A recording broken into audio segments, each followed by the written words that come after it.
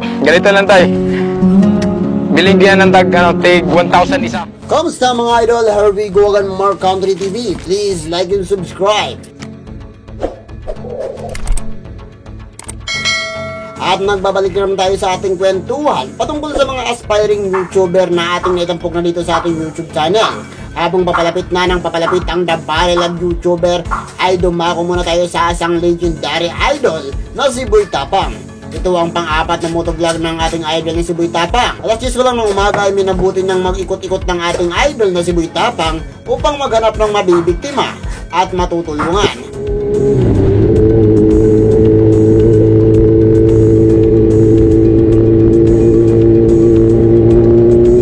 Habang nasa maingat na biyahe ang ating idol, ay nagkataon na si tatay ang kanyang unang nakita. Si tatay ay naglalako ng mga gamit sa bahay tulad ng ceiling fan, solar fish light, mosquito flies water, at chanelas.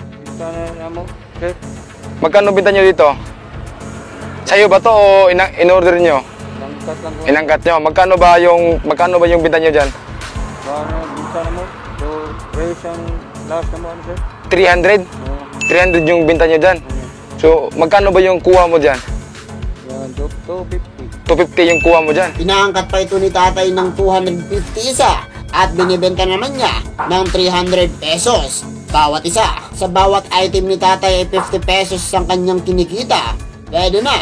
Pero malaking sakripisyo muna ang pagdadaanan ni tatay, lalo na't matanda na siya. Sinubukan ni Idol Boy Tapang na iprank ang ating biktima at tinanong nito kung papayag ba siya na ibenta na lang ng 200 pesos ang isa, na binili niya ng 250 pesos ang bawat isa. Sige tay, asan yung ano tay? Yun. Yun yung ceiling fan. Yung ceiling fan, ayan. Electric fan. So, binta mo dito 300. Oo, nga.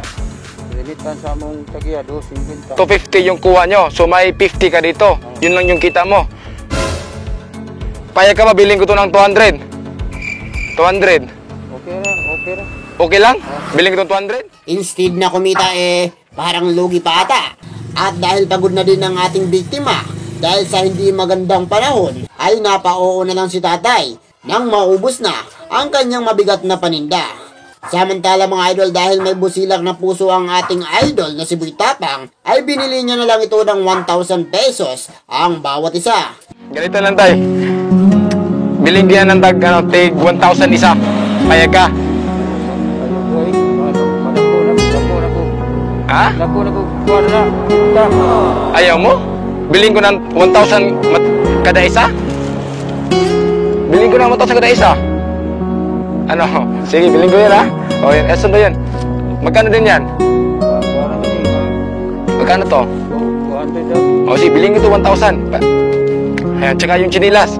O, isa. O, ayan. Bilhin ko yan ha. Wala ka pagkain. Kain ako. Kain ako ito sa ulot. Oh, ayan. Hawakan mo. Kita sa mga mata ni tatay ang saya. At sa wakas, makakauwi na rin si tatay sa kanyang pamilya. Sobrang nakakataba ng puso ang ginawa ng ating idol na si Boy Tapang dahil binili niya ng 1,000 ang bawat isa sa paninda ni tatay. Ang maganda pa dito mga idol ay hindi inuwi ni Boy Tapang ang kanyang mga binili. Bagkos pinauwi na lang ito ni Boy Tapang at magpahinga. At ito, di ko yan kukunin. Hindi ko yan kukunin. Sa'yo na yan. O, ibinta mo yan. Pero gusto ko, huwag ka muna magbinta bukas. Magpahinga ka muna. O, kanina, maulan kanina. Di ka ba naulanan? Naulanan ka habang naglalakad. Buka na lang sa hangin. Ilan taon ka na ba? 52 ka na. Ilan taon ka na ba bibinta? Ilang taon ka na nagsimula nagbinta nito? 35 years old. 35 years ka na naglalako nito. Tagal na, no? So ayan tayo. Di ko na lang yan dadalhin. Ibinta mo na yan, pero huwag ka magbinta bukas. Gusto ko magpahinga ka. Pwede ba yun? O, sige. Ano sa palagay nyo? Mag-comment lang. At kung nagustuhan mo ang video na ito ay inaanyayahan kitang i-subscribe ang ating channel. Ako ay nag-upload ng 1 hanggang 2 video araw-araw. At ang susunod na video na i-upload natin ay ang inaantay nyo. Maraming salamat. Goodbye.